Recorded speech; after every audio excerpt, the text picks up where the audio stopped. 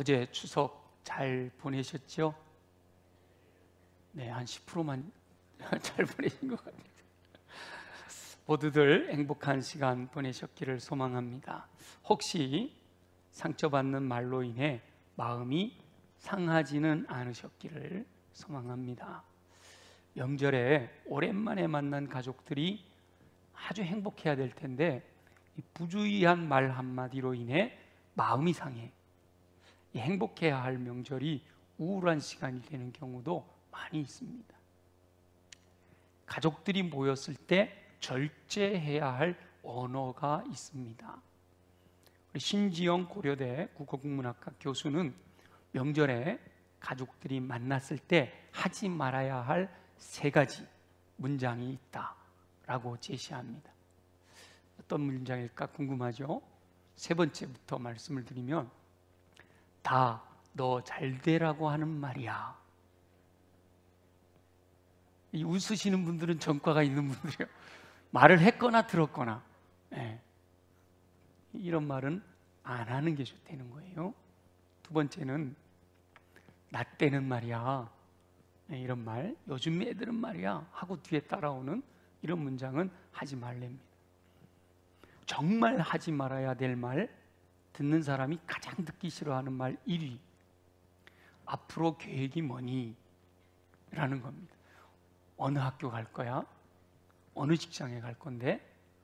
결혼은 언제 하니? 이런 것들 정말 관심을 가지고 너무너무 궁금해서 계속 그 이야기를 이어가려고 하는 의도에서 하는 말은 그런 대로 괜찮은데 진정한 관심은 없이 그냥 지나가는 말로 툭 던지는 것, 요거는 아주 삼가해야 될 언어라고 합니다. 신지영 교수는 특별히 대부분의 사람들이 대화하면서 말을 시작할 때 내가 뭐라고 하면 상대방이 대답을 하잖아요. 그럴 때 아니 라는 말로 시작하는 경우가 많다는 거예요. 언제 제가 이 말씀을 한번 여러분들에게도 드린 적이 있었는데 저도 그런 것 같아요. 뭐라고 하면 아니 라는 말에다가 계속 이어지는, 이거는 말의 습관 때문에 그렇다는 거예요. 일단 부정하고 다음 얘기를 한다는 거죠. 그래서 그런 말보다는 누가 뭐라고 하면 일단 아 맞다, 이렇게 응 맞아, 이런 말로 시작하는 언어의 훈련이 필요하다라고 이렇게 강조하고 있습니다. 하지 말아야 될 3가지 언어, 혹시 어제 그런 말 들은 적 있으세요? 대답이 없으신 분이 없네. 다행이에요. 이미 명절은 다 끝났는데 이런 말이 무슨 소용이냐라고 할 수 있지만 사람들과의 관계에서 오늘과 내일 또 만나는 가족들이 있을 수 있고요. 일반적인 사람들의 관계에서도 언어는 필수이기 때문에 평상시에도 지혜로운 언어를 사용하는 것이 아주 중요합니다. 명절 기간에 서로 상처받지 않고 행복한 시간 보내신 분들은 감사하시기를 바라고요.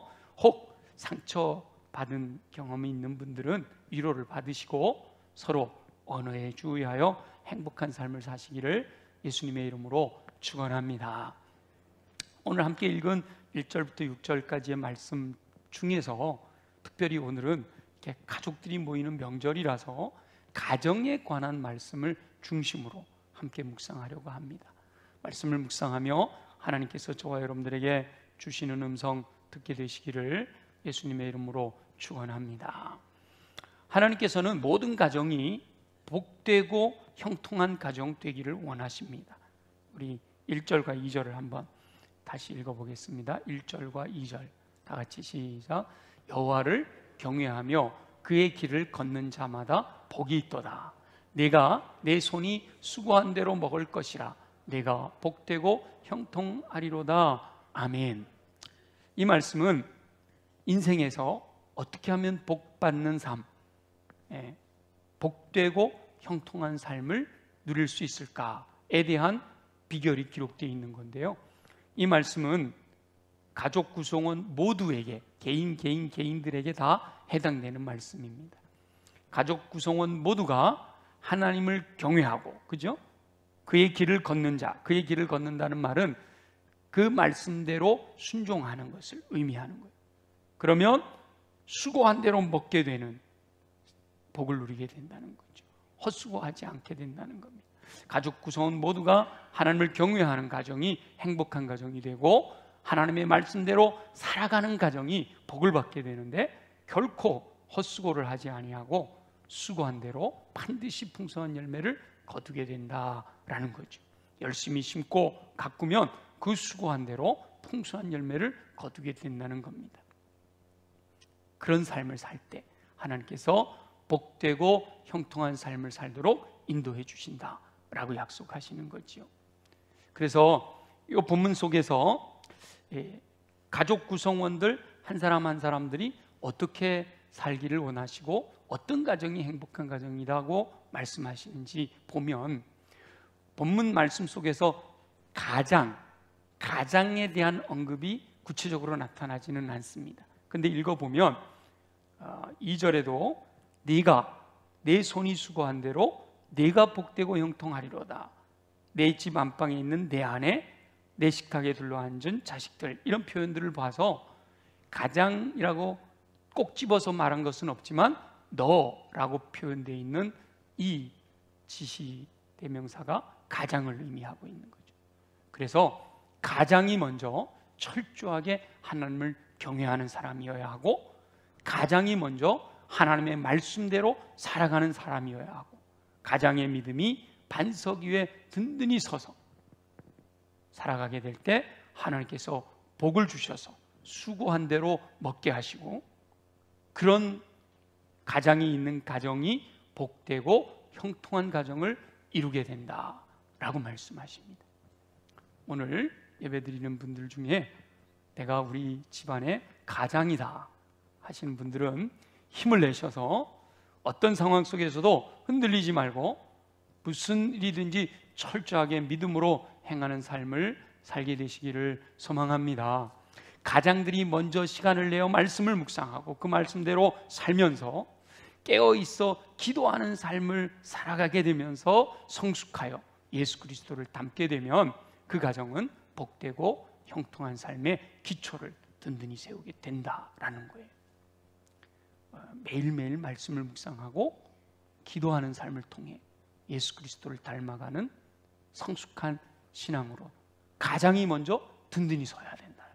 그 다음에 3절을 우리 한번 읽어보면요, 다 같이 한번 3절 읽어봅니다. 시작. 내 집 안방에 있는 내 아내는 결실한 포도나무 같으며 내 식탁에 둘러앉은 자식들은 어린 감람나무 같으리로다. 아멘. 계속해서 4절까지 한번 볼까요? 4절 시작. 여호와를 경외하는 자는 이같이 복을 얻으리로다.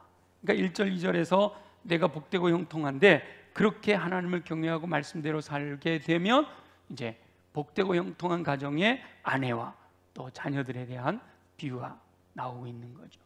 아내는 포도나무에 비유하고 자녀들은 어린 감람나무에 비교하고 있는데요, 아내를 비유한 이 결실한 포도나무는 풍성함, 만족함을 의미합니다. 아내가 이렇게 포도나무로 비유된 것은 가지는 아주 연약한데 거기에 달린 열매는 풍성하다라는 것을 보여주고 있는 거죠. 그러니까 아내는 비록 연약하지만 풍성한 열매 맺는 축복이 주어진다라고 말씀하고 있는 겁니다. 저와 여러분들의 삶에서도 이와 같은 축복이 임하게 되기를 소망합니다. 또한 자녀들은요, 어린 감람나무로 비유되는데 이 역동적인 생명, 막 싹이 터 올라오잖아요. 이 싹이 터 올라오는 것이 얼마나 힘이 좋은가 하면 아스팔트도 뚫고 올라옵니다. 옹벽도 막 뚫고 나오잖아요. 그렇게 역동적인 생명으로 인해서 무한한 성장 가능성이 있다라는 것을 의미합니다. 어떻게 자라느냐에 따라서 큰 나무로 되어지고 놀라운 열매를 맺는 자녀들의 모습을 비유하고 있는 거죠. 그러니까 하나님을 경외하는 자녀들은 무한한 가능성을 가지고 자라 아름다운 가정, 복되고 형통한 가정을 이루게 될 거다라고 말씀하셔요. 그런데 어린 감람나무는 또 단점도 있는데요, 작은 충격에도 큰 상처를 입게 됩니다.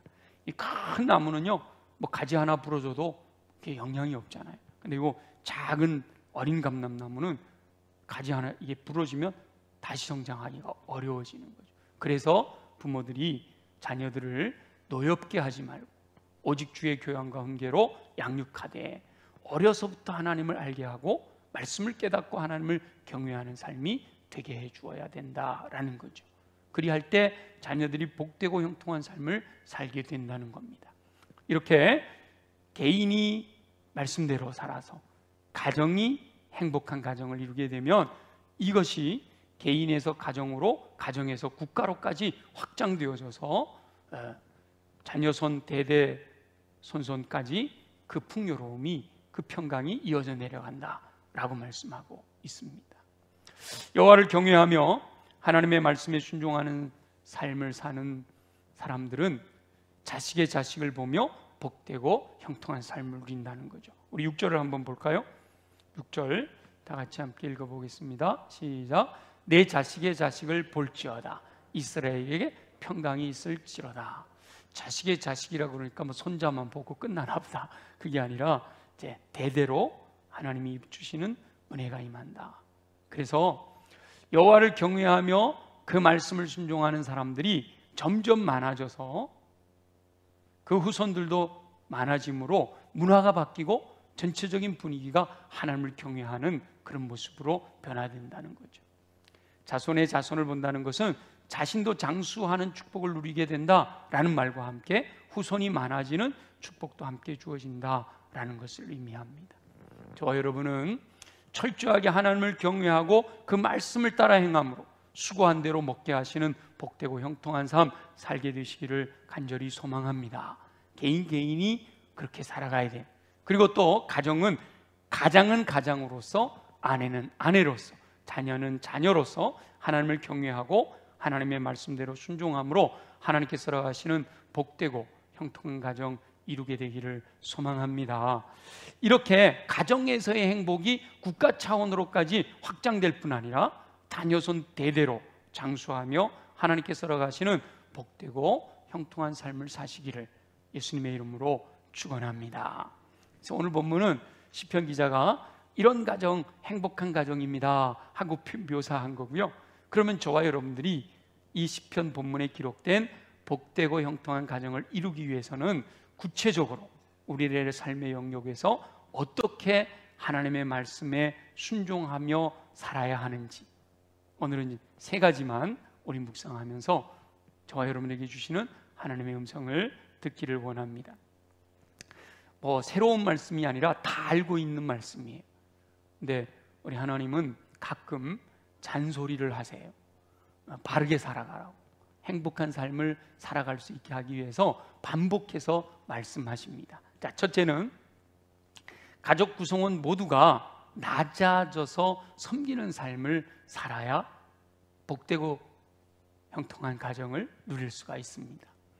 가족 구성원 모두가 스스로 낮아져 상대방을 존중하며 섬기는 삶을 살면 전혀 갈등이 생기지 않고 복되고 형통한 가정을 이룰 수가 있습니다. 예수님께서 이 땅에 오신 목적도 섬기러 오셨다라고 말씀하셨어요. 그래서 우리 가족 구성원 모두가 예수님을 닮아 가정에서 일어나는 모든 상황에서 스스로를 낮추고 섬기는 삶을 살려고 하면 언제나 복되고 형통한 가정을 이루게 된다 말입니다. 항상 모든 가족 안에서의 갈등은 스스로를 높이고 섬김을 받고자 하는 데서 시작이 되거든요. 그런데 스스로 낮아져서 상대방을 섬기려고 하면 전혀 문제가 발생하지 않습니다. 남편은 아내를, 아내는 남편을, 부모는 자녀를, 자녀는 부모를 스스로를 낮추고 상대방을 높여주려고 하면 전혀 갈등이 생길 수가 없는 거예요. 낮아져 섬기기 위해서는 상대방을 존중하는 마음이 있어야 합니다. 존중하는 마음. 허물 없는 가족이라 할지라도 서로를 인격적으로 대하며 존중하게 되면 낮아져서 섬기는 삶이 어렵지가 않습니다. 어제 추석날 가족들이 함께 모였을 때 실천하지 못했더라도 이제부터라도 다시 시작하면 됩니다. 가족 구성원들이 절대로 하지 말아야 될 것들 두 가지를 말씀드리면, 오직 나만 옳다라고 주장하는 거. 대부분 많은 분들 보면 내가 옳습니다, 내 뜻대로 해야 된다, 이런 경우가 많아요. 자기 생각만을 옳다고 고집하는 것은요, 대책 없이 갈등만 일으킵니다. 그 또 하나, 낙인을 찍는 게 있어요. 상대방을 원래 그런 사람이라고 낙인을 찍어버리면 희망이 없습니다.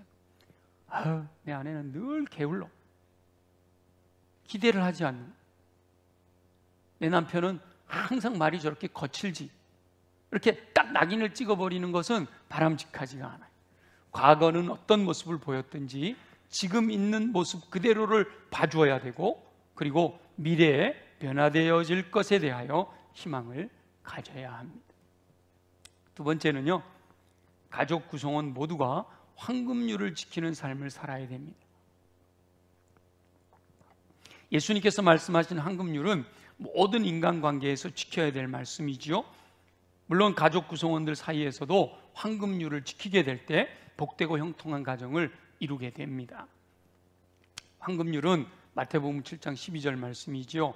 대접을 받고자 하는 대로 먼저 남을 대접해라 라는 말씀입니다. 무엇인가 자신에게 유익한 것을 원하기만 하고 상대방의 유익을 챙기지 않는 것, 이것은 불행을 잉태하는 씨앗이 되는 겁니다.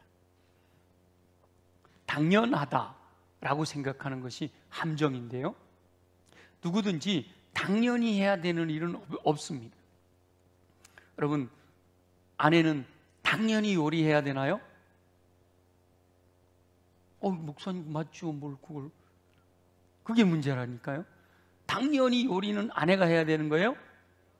아니에요. 운전은 당연히 남편이 해야 되는 거예요? 이렇게 당연하다라고 생각하는 게 함정이라는 거예요. 누구든지 당연히 그 일을 해야 되는 사람은 없어요. 그렇기 때문에 어떤 일을 했을 때 칭찬해 줄 수 있어야 됩니다. 누구든지 칭찬을 듣고 싫다는 사람은 없거든요. 사람들에게는 모두 인정받고 싶은 욕구가 있어요. 인정받고 싶은 욕구.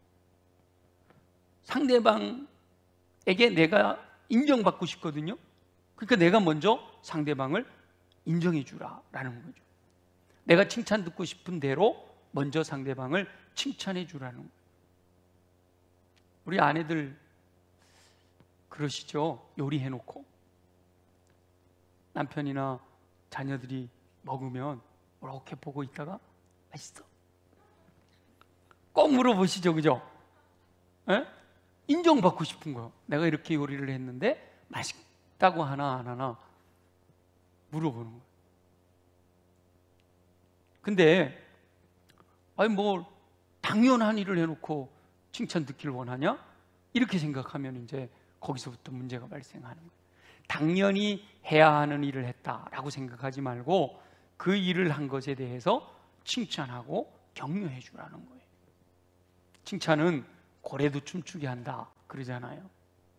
이번 명절에 여러분, 맛있는 음식 만드느라고 수고한 아내에게 와, 당신 수고했어, 잘했어, 너무 맛있었어, 최고야 하고 칭찬해 주신 남편분들만 손 한번 들어보세요. 쑥스러워서 못 들어요? 한 분도 없을 것 같지는 않은데. 예. 또 이렇게 고향 다녀오고 그러느라고 번갈아 운전하는 분들도 있지만 남편이 장거리 운전을 아주 안전하게 남편이 운전하거나 말거나 옆에서 이렇게 자면서 집에까지 돌아와 놓고 남편한테 여보 안전하게 운전해줘서 너무 고마워, 와 내 남편 드라이브 최고야, 이렇게 인정하고 칭찬해줬던 아내들 한번 손 들어보시오. 나는 내가 운전했어요?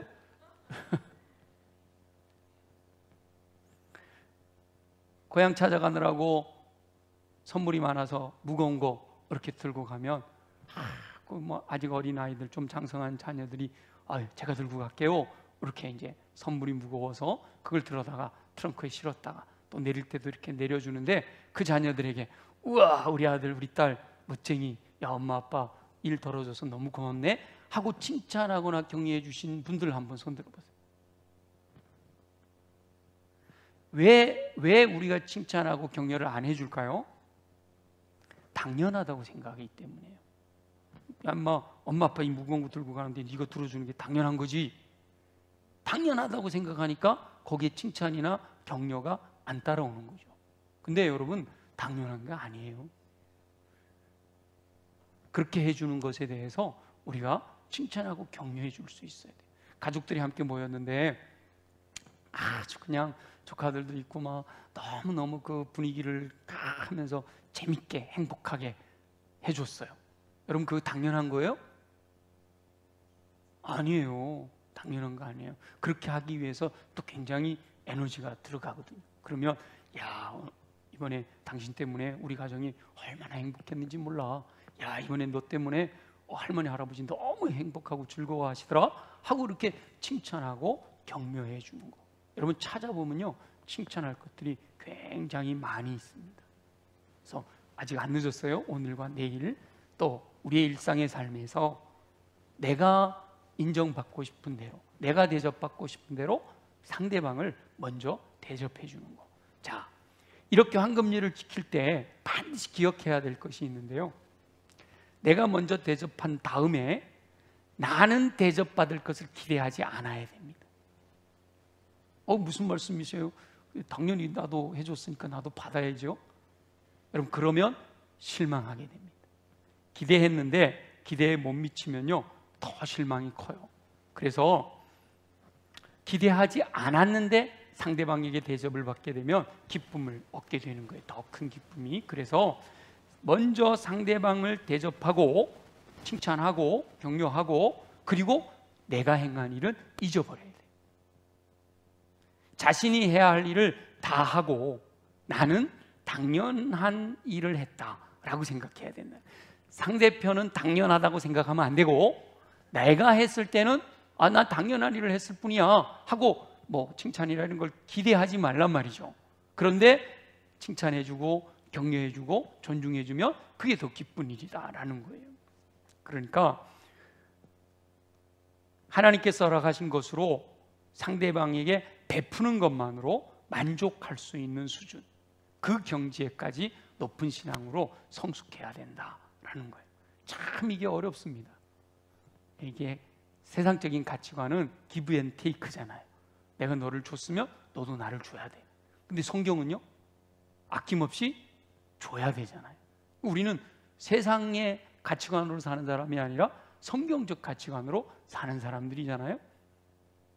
그래서 황금률을 지킬 때는 돌아오는 것이 없어도 실망하지 않도록 자기 마음을 다스릴 수 있는 성숙함이 있어야 됩니다. 아낌없이 주는 삶을 통해 행복을 누릴 수 있어야 된다는 거예요.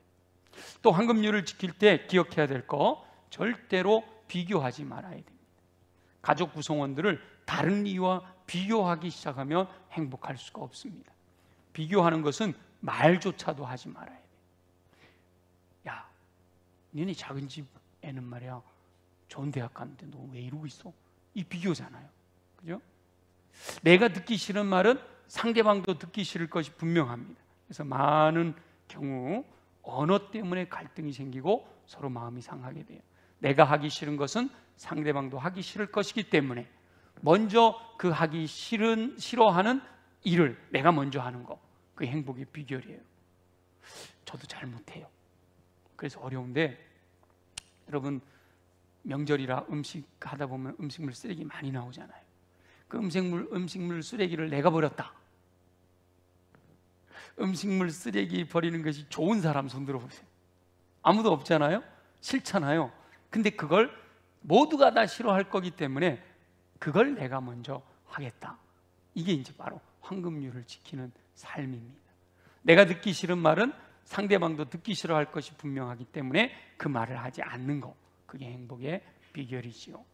더 나아가서 세 번째, 가족 구성원 모두가 서로 사랑하는 삶을 살아야 됩니다.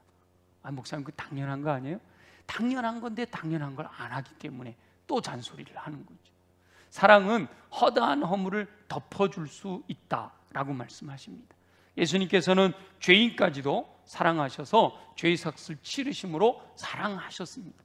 근데 예수님은 우리에게 그러셨잖아요. 내가 너희를 사랑한 것 같이 너희가 서로 사랑해라.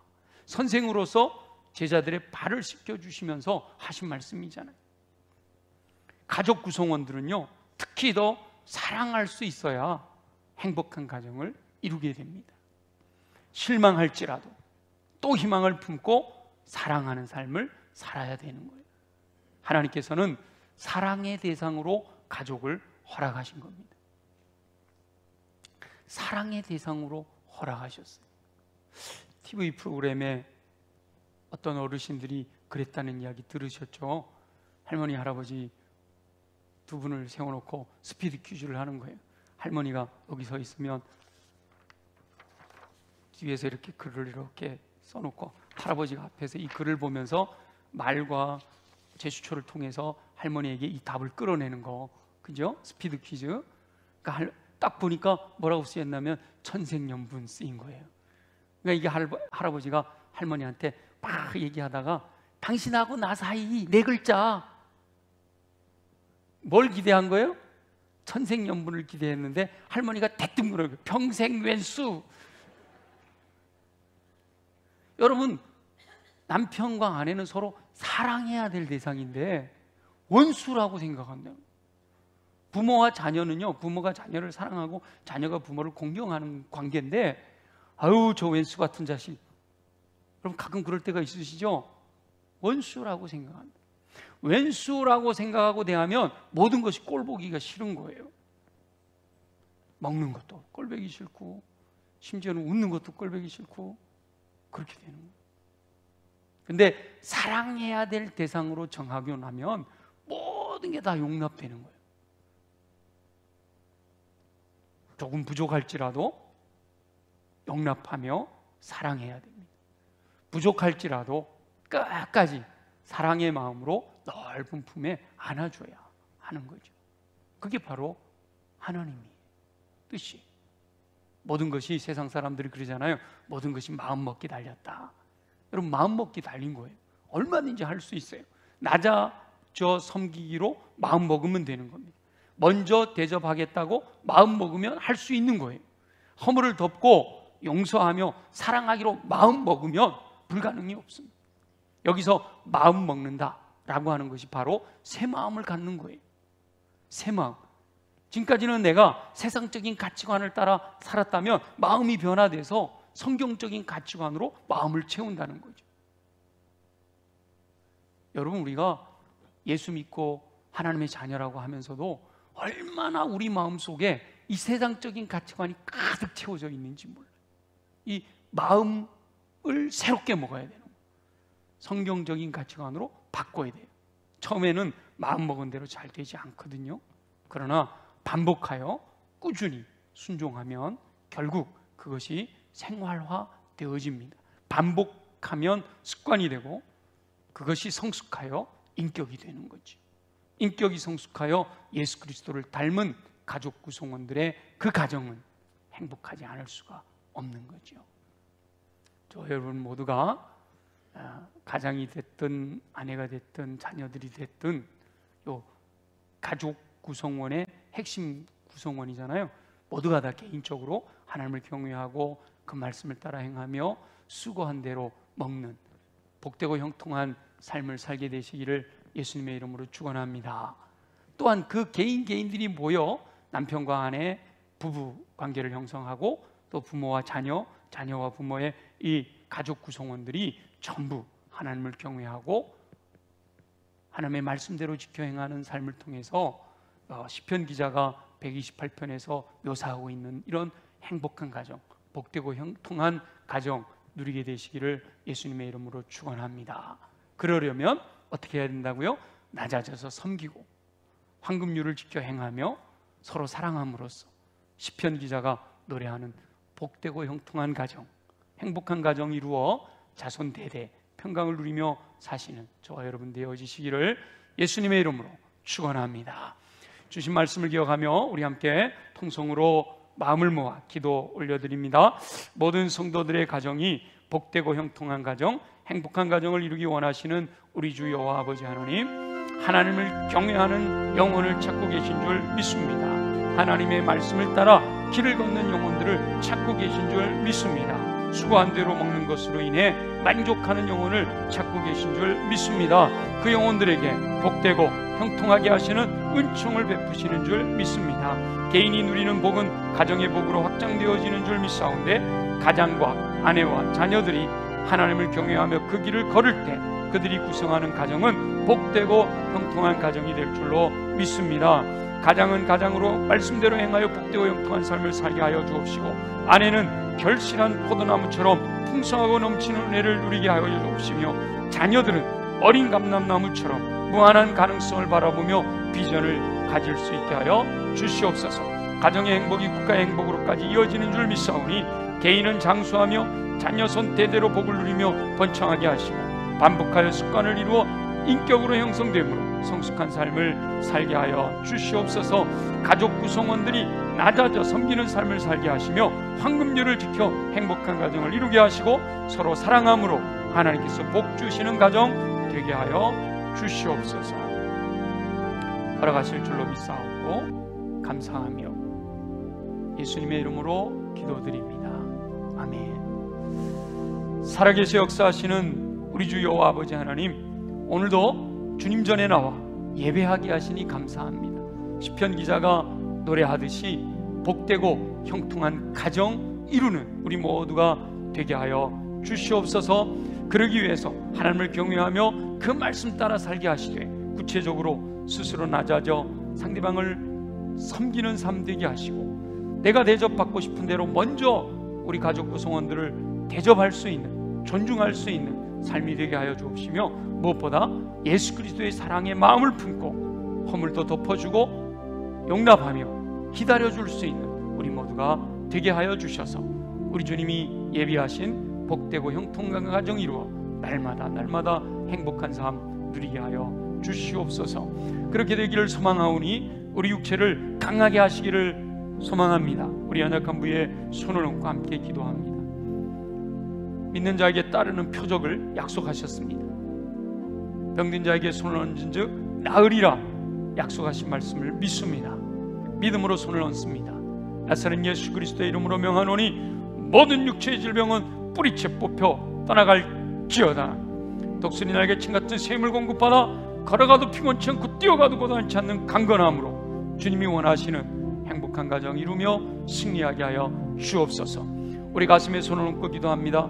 이미 우리 안에는 더러운 것들이 들어와 있습니다. 이 시간 예수 보혈의 능력으로 명하노니 우리 안에 있는 더러운 것들은 정결하게 될지어다, 깨끗하게 될지어다, 새롭게 될지어다. 우리 안에 계속 더러운 것을 심어놓으려고 하는 어둠의 권세들아, 예수 이름으로 명하노니 묶임을 받고 떠나갈지어다.